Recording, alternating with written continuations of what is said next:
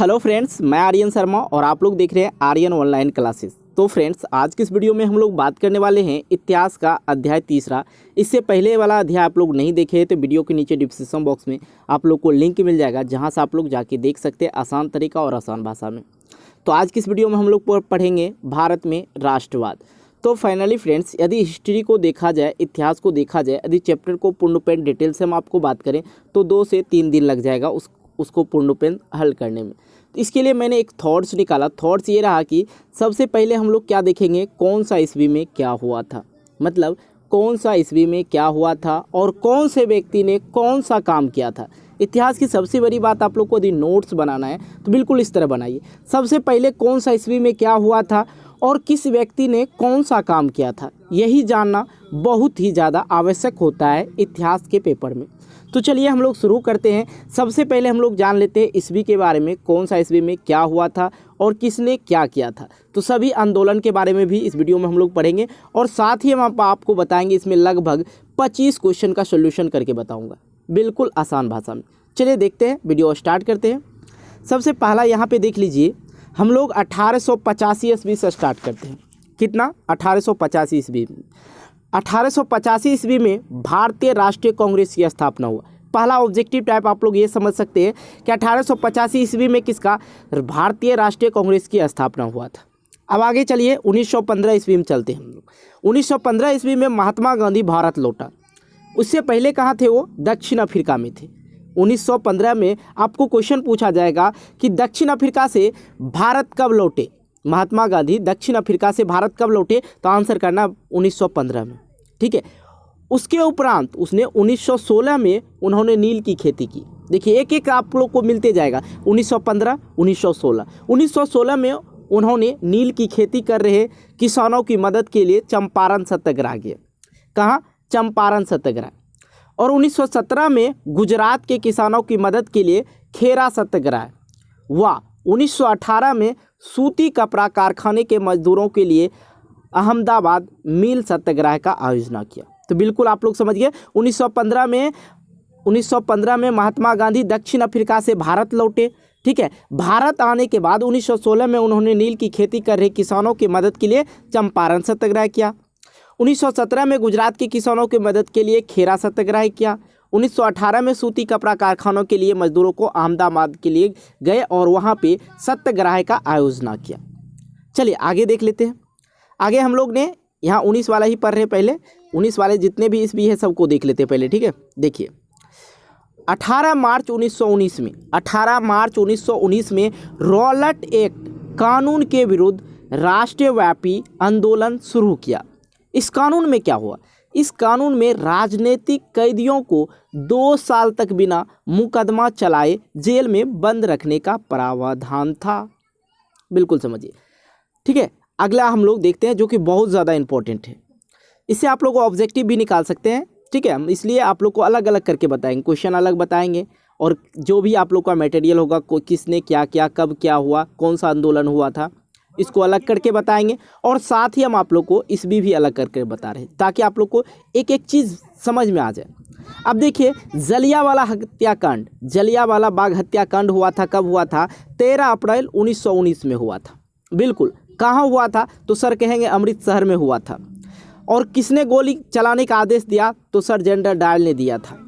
ठीक है, इतना समझिए। देखिए वहाँ जो है 13 अप्रैल 1919 जलियांवाला बाग हत्याकांड में एक सभा लगा हुआ था, जिसमें सभी नागरिक थे और वहाँ पे बिना बताए सभी नागरिक वहाँ पे सभा में थे, शामिल थे। और सभा में तो बिल्कुल निहत्थे जाते हैं, लेकिन जनरल डायल इतने खराब इंसान थे कि उसने गोली चलाने के आदेश दे दिए और सैकड़ों लोगों की मौत हो गई और सैकड़ों लोग घायल भी हो गए।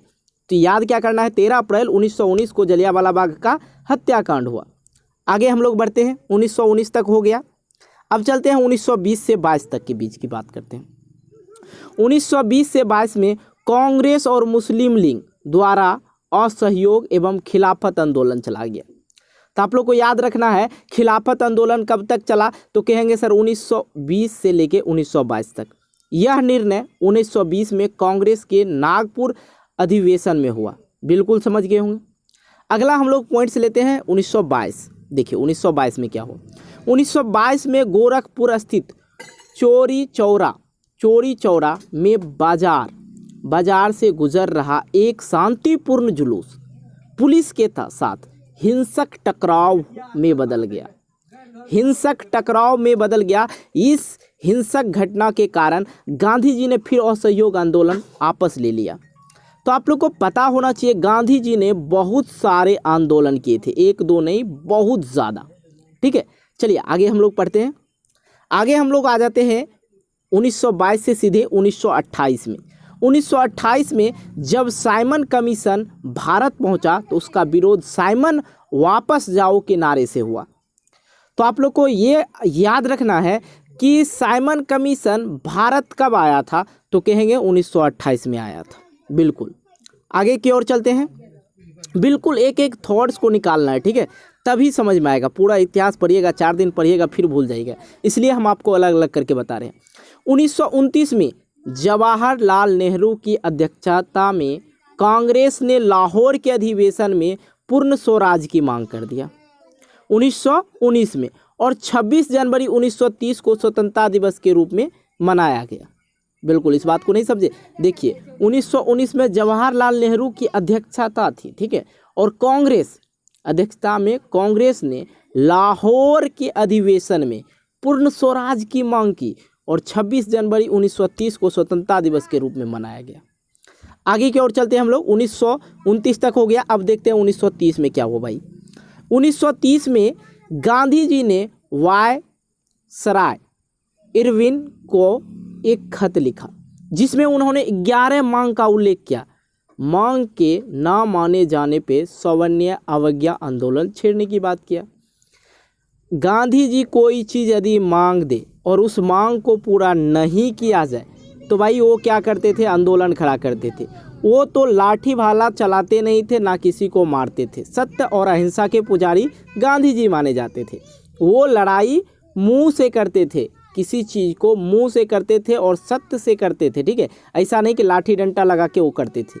तो गांधी जी यदि उसका बात नहीं माना तो फिर उसने क्या किया, अवज्ञा आंदोलन चला दिया। तो 11 मांग का उल्लेख किया था, जिसमें पूरा नहीं हुआ तो उसने क्या, सवर्णीय अवज्ञा आंदोलन छेड़ने की बात कर दिया। आगे हम लोग चलते हैं। आगे हम लोग आते हैं 11 मार्च 1930 को। 11 मार्च 1930 को गांधी जी ने 78 वायलेटियोरो के नामक कानून तोड़ते हुए दांडी यात्रा की शुरुआत की। बिल्कुल समझे, दांडी यात्रा कब शुरुआत हुआ, तो 11 मार्च 1930 में, ठीक है, याद रखना। सवर्णीय अवज्ञा आंदोलन का प्रारंभ हो गया उसी टाइम। आगे हम लोग चलते हैं 1931 की बात कर लेते हैं। 1931 में क्या हुआ था, गांधी जी ने अस्थायी रूप से सवर्णीय अवज्ञा आंदोलन को रोक दिया, ठीक है, गांधी जी ने वो आंदोलन को रोक दिया। वह द्वितीय गोलमेज सम्मेलन में भाग लेने लंदन गए। यह वार्ता बीच में ही टूट गई, वह उन्हें निराश होकर वापस लौटना पड़ा। वापस आकर आंदोलन फिर से शुरू कर दिया, जो कि 1934 तक मंद पड़ते पड़ते समाप्त हो गया। अभी जो चीज़ काम को नहीं करेंगे तो धीरे धीरे मंद पड़ ही जाता और वो धीरे धीरे ख़त्म ही हो जाता है। आगे समझते हैं। आगे बहुत ही इंटरेस्टिंग टॉपिक है। अब देखिए पूना फैक्ट क्या था।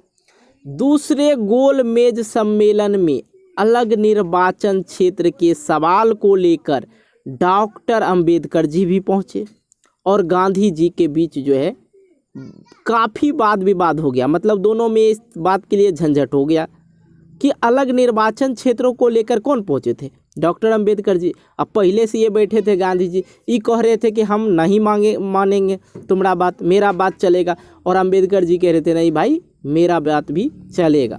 लेकिन दोनों के बीच में क्या हो गया, विवाद हो गया। अंत में पूना फैक्ट के तहत पूर्ण घोषित पिछड़ा वर्ग चुनाव क्षेत्र को समाप्त कर दिया गया, ठीक है।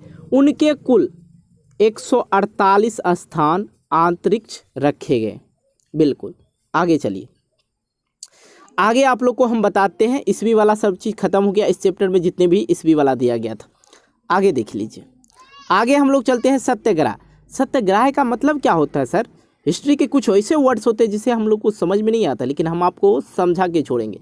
सत्याग्रह का अर्थ होता है सत्य के लिए आग्रह करना यदि उद्देश्य सच्चा है और अन्याय के खिलाफ तो उत्पीड़न के खिलाफ मुकाबला करने के लिए शारीरिक जो बल की आवश्यकता नहीं होती है। सत्याग्रही केवल अहिंसा के सहारे ही अपने संघर्ष पर सफल हो सकते हैं। अगले हम लोग पॉइंट्स को देखते हैं। बहिष्कार। कुछ बच्चे बहिष्कार को भी नहीं जानते। भाई बहिष्कार क्या होता है? देखिए, बहिष्कार किसी के साथ संपर्क रखने या जुड़ने से इनकार करना या गतिविधियों में हिस्सेदारी, चीज़ों के खरीद व इस्तेमाल से इनकार करना, यह विरोध का रूप है। अब हम लोग किसी चीज़ को मानते हैं, कोई चीज़ दे देता है। अभी सपोज कीजिए हमारे मुख्यमंत्री जी कोई चीज़ लागू कर दिए जो हम लोग उस चीज़ को मानने के लिए तैयार नहीं है, तो हम लोग क्या करेंगे? बहिष्कार करेंगे कि नहीं भाई हम ये सब चीज़ नहीं मानेंगे। बिल्कुल। अगला चीज़ समझिए, ये गिरमिटिया मजदूर क्या होता है? देखिए, हम आपको पहले गिरमिटिया मजदूर बताते। गिरमिटिया मजदूर क्या होता था? गिरमिटिया मजदूर उसको कहते थे जो कि पहले ले जाते थे, और ये जो है कहाँ से ले जाते थे उसके बारे में हम लोग डिटेल से जानेंगे ही जानेंगे, लेकिन फिर भी आप लोग ये जान लीजिए, गिरमिटिया मजदूर को ले जाते थे और उनको वहीं पे रखा जाता था और उतना ही पैसा वगैरह भी नहीं दिया जाता, सिर्फ खाना पीना दिया जाता था, पैसा नहीं दिया जाता। उसको कहते गिरमिटिया मजदूर। औपनिवेशिक शासन के दौरान बहुत सारे लोगों का काम करने के लिए फिजी, गुयाना, वेस्ट इंडीज आदि स्थलों पर ले जाए गए, जिन्हें बाद में गिरमिटिया कहा जाने लगा। जिस अनुबंध के सहारे उन्हें ले जाया गया उसे वो मजदूर गिरमिट कहने लगे। ठीक है, बिल्कुल समझ गए होंगे। पहले भी मैं बता चुका हूँ गिरमिटिया मजदूर क्या होता है। आगे आते हैं हम लोग स्वदेशी। देखिए, स्वदेशी अपनाइए, बहुत अच्छा होता है। तो लेकिन स्वदेशी कहते किसको है? देख लीजिए, अपने देश में बनी वस्तु देशी संस्थाओं, अदालतों में प्रयोग करना, जिससे स्वदेशी उद्योगों के हित में प्रोत्साहन मिले, उसे ही हम लोग कहते हैं स्वदेशी। मतलब देसी चीज़ हम लोग बोलते हैं ना, देसी घी, देसी दूध, देसी दही, ये सब क्या हो गया? स्वदेशी हो गया, जो कि हमारे भारतवर्ष में बनता है। ठीक है, जो अपने देश में बने। सिंपल सी बात है। अब आगे चलते हैं हम लोग। सवर्ण अवज्ञा। विनम्रतापूर्वक सरकार की आज्ञा की अवहेलना करना, जिससे ब्रिटिश सरकार शासन ना चला पाए, इसे गांधी जी ने प्रारंभ किया था। बिल्कुल समझे। सवर्ण अवज्ञा क्या होता है? सवर्ण अवज्ञा क्या होता है? तो इनका मतलब ये था कि ये कौन चलाए थे? गांधी जी चलाए थे। विनम्रतापूर्वक सरकार की आज्ञा की अवहेलना करना, जिससे ब्रिटिश सरकार का शासन ना चले, और इसे प्रारंभ करने वाले जो थे ये गांधी जी थे। आगे हम लोग चलते हैं। देखिए, खलीफा भी बताए थे आप लोग को। खलीफा क्या होता है?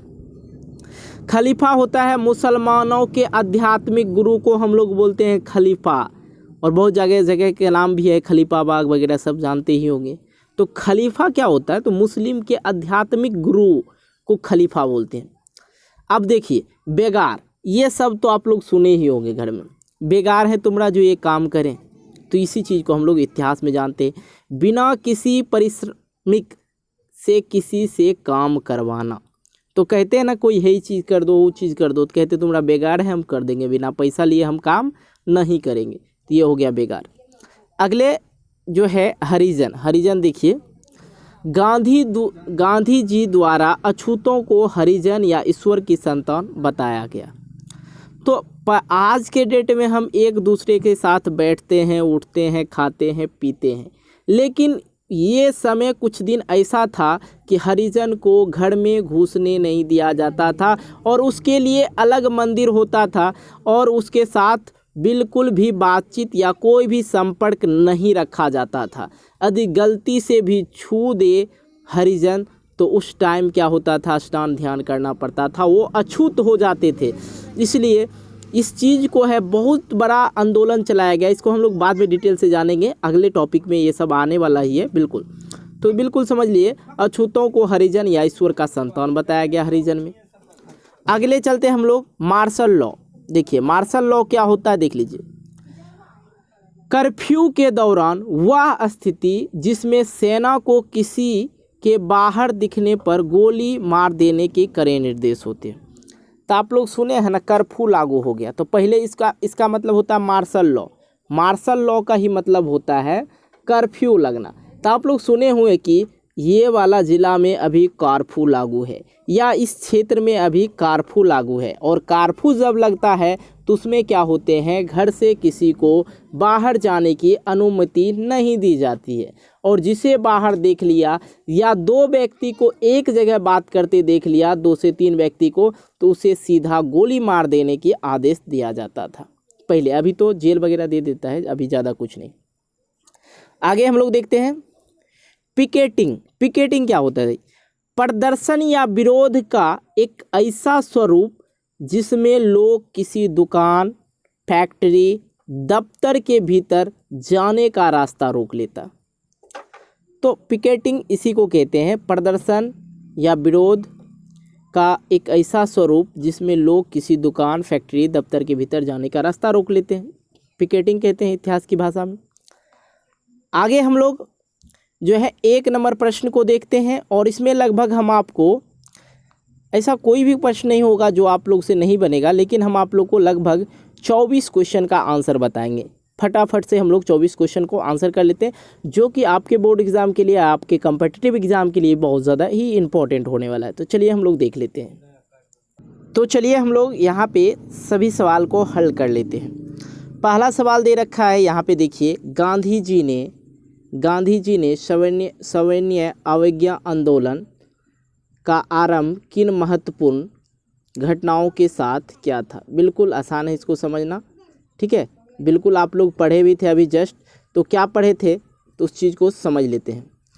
तो आप लोग को इसका जो आंसर करना है, क्या करना है, देखिए, कह रहा गांधी जी ने सविनय अवज्ञा आंदोलन का आरंभ किन महत्वपूर्ण घटनाओं के साथ किया था?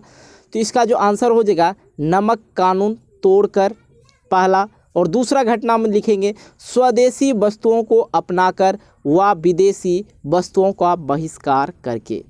दूसरा प्रश्न की ओर चलते हैं हम लोग, जो कि बहुत इंपॉर्टेंट है। किसके नेतृत्व में अवध किसान सभा का गठन किया गया? तो बिल्कुल आसान है इसको समझना। तो इसका आंसर करेंगे बाबा रामचंद्र। तीसरे प्रश्न की ओर हम लोग चलते हैं। तीसरा प्रश्न है साइमन कमीशन कब भारत पहुंचा व किसका विरोध किया? बिल्कुल आसान है, देखिए तीसरा नंबर, यह जो है 1927 ईस्वी में भारत पहुंचा। किसी भारतीय सदस्य को इसमें ना शामिल किए जाने के कारण इसका विरोध हुआ, ठीक है। चौथे नंबर प्रश्न की ओर चलते हैं। दक्षिण अफ्रीका से आने के बाद गांधी जी ने किन स्थानों पे सत्याग्रह आंदोलन चलाया? आपको बताए थे हम लोग कि चंपारण, खेरा और अहमदाबाद में चलाया था। पांचवा नंबर प्रश्न की ओर चलते हैं। पांचवा नंबर है मद्रास के नटेशा शास्त्री ने तमिल के किस विशाल संकलन को 4 खंडों में प्रकाशित किया? बिल्कुल आसान है, इसको हम लोग समझते हैं। देखिए, ये मद्रासा नटेशा शास्त्री ने तमिल के किस विशाल संकलन का 4 खंडों में प्रकाशित किया? तो इसका आंसर करना है the folk lords of southern India. इसका बस ये आंसर करना है। 5वां नंबर का आंसर करेंगे the folk lords of southern India, ठीक है। 6ठे नंबर की ओर चलते हैं। 6ठा नंबर है सत्याग्रह के विचार में किन 2 बात पर जोर दिया गया? तो सत्याग्रह के विचार में किन 2 बातों पर जोर दिया गया? तो आंसर करना इसका सत्य की शक्ति पर आग्रह, और सत्य दूसरा लिखना है सत्य की खोज, ठीक है। 2 बात पे ध्यान दिया गया। 7वें नंबर प्रश्न की ओर चलते हैं। रॉलेट एक्ट को काला कानून क्यों कहा गया? बिल्कुल, रॉलेट एक्ट को इसलिए काला कानून कहा गया था। इस अन्यायपूर्ण एक्ट के द्वारा राजनीतिक कैदियों को बिना मुकदमा चलाए जेल में बंद रखने का अधिकार मिल गया था, इसलिए। अगले प्रश्न की ओर चलते हैं। 8वां नंबर प्रश्न कुछ इस प्रकार है। वंदे मातरम, देखिए वंदे मातरम गीत कब और किसने लिखा, इसमें किसका गुणगान किया? बिल्कुल समझिए, वंदे मातरम जो गीत था उसे 1870 में लिखा गया था और लिखने वाला इंसान था बंकिम चटर्जी, बंकिम चंद्र चटर्जी। और इसमें भारत माता का गुणगान किया गया। किसका? तो भारत माता का गुणगान किया गया। 90 प्रश्न की ओर चलते हैं, बिल्कुल आसान है, देखते जाइए। ब्रिटिश सरकार ने 1857 के पश्चात प्रेस की स्वतंत्रता पर प्रतिबंध क्यों लगा दिया? अब देखिए, प्रेस पर प्रतिबंध क्यों लगा दिया गया? तो भारतीय समाचार पत्रों द्वारा राष्ट्रवाद को बढ़ावा के कारण उसको बंद कर दिया गया था। कि काहे कि राष्ट्रवाद का बढ़ावा देने के कारण ही उसने बंद करवा दिया ब्रिटिश सरकार ने। कई बार भारत का राष्ट्रवाद बढ़ गया तो दिक्कत हो जाता उन लोग को। अगले प्रश्न की ओर चलते हैं जो कि 10 नंबर है। कह रहा भारतीय राष्ट्रीय कांग्रेस की स्थापना कब हुआ था? हम आपको बताए थे भारतीय राष्ट्रीय कांग्रेस की स्थापना 1885 ईस्वी में हुआ था। सबसे पहले तो यही क्वेश्चन किए थे, ठीक है, 1885 ईस्वी में। आगे चलते हम लोग, आगे हम लोग का है यहाँ पे देख लीजिए। आगे है 11 नंबर, भारतीय राष्ट्रीय कांग्रेस के पहले अध्यक्ष कौन थे? बिल्कुल इम्पोर्टेंट है, बिल्कुल इम्पोर्टेंट है। तो आप लोग को 11 नंबर का आंसर करना है व्योमेश चंद्र बनर्जी, व्योमेश चंद्र बनर्जी। चलते हम लोग 12 नंबर। कह रहा 1922 में महात्मा गांधी ने असहयोग आंदोलन क्यों आपस लिया था? तो हम आपको बताए थे ना, चौरी चौरा में हिंसात्मक घटना के कारण, ठीक है, जो कि पुलिस जुलूस निकाल रहे थे तो पुलिस वहाँ पे रोक लिया था हिंसक घटना के कारण। दोनों में थोड़ा झंझट हो गया। 13 नंबर प्रश्न, कह रहा हिंद स्वराज नामक पुस्तक रचना किसके द्वारा की गई? तो वही भाई साहब महात्मा गांधी, बिल्कुल। अगले प्रश्न की ओर चलते हैं हम लोग। 14 नंबर है, मुस्लिम लीग की स्थापना कब हुआ? ये बहुत ही ज़्यादा इंपॉर्टेंट क्वेश्चन है, आप लोग को कम्पिटिटिव एग्जाम में भी पूछा जा सकता है, आपके एग्जाम में तो पूछा जाएगा ही, कोई दिक्कत नहीं। 14 नंबर, तो आप लोग को मुस्लिम लीग की स्थापना पूछे तो आप लोग को करना है 1906 ईस्वी में, ठीक।